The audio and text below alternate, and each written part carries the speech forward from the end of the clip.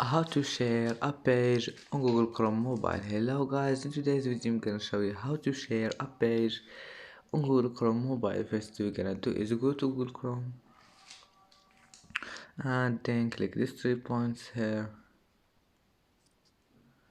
and now click this one, share,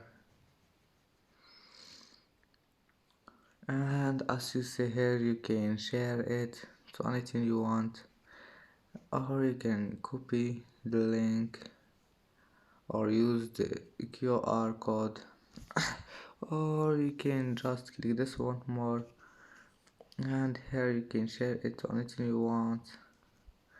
And that's it for today's video. If you like this video, please don't forget like and subscribe, and see you in the next video.